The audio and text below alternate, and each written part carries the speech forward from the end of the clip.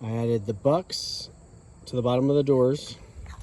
I added bracing to the bottom of the door, the bottom of the fireplace, bottom of the door.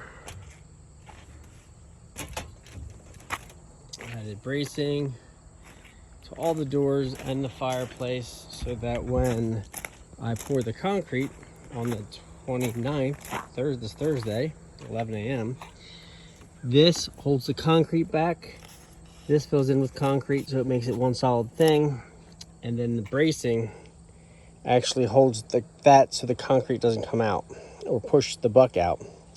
And then I left the bottoms open so that I can fill them with concrete, and the concrete is going to come right to the top of that wall, because when we pour the slab, it's going to go right out the door. So it'll go right over top of that concrete that's in there. I also added this bracing, or I'm sorry, not bracing, scaffolding.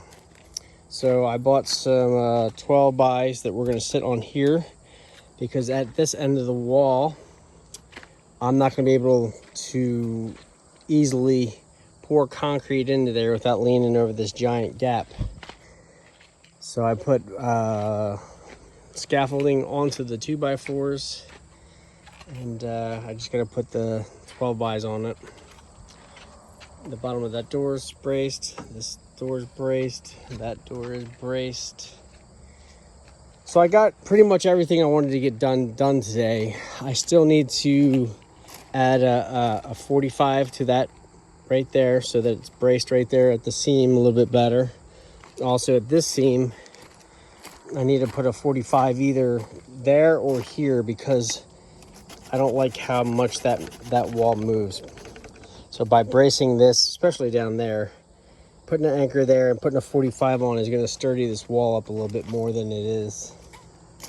I still have to, and this is going to be another tomorrow project, I have to form up 10 inch high by 7 foot by 7 foot by 6 foot, or not 6 foot, but 40 inches, a pad for the fireplace. So this, I have to square this out and put a form in to fill with concrete. And then on the other side where the well house is, I have to do the same thing over there.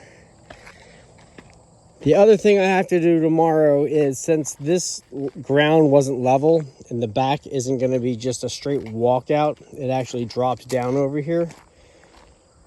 I'm actually going to add a header board or ledger board. I'm not sure what the correct term is. I'm going to add a board, treated lumber that's going to get attached right to the side of there.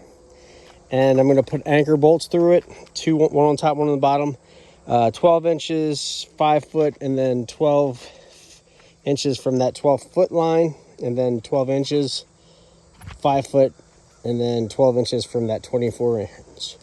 And I'm going to put a board in there. I'm going to have it anchor into the concrete. That way, if we need to put a deck on here instead of backfilling this, we can easily just attach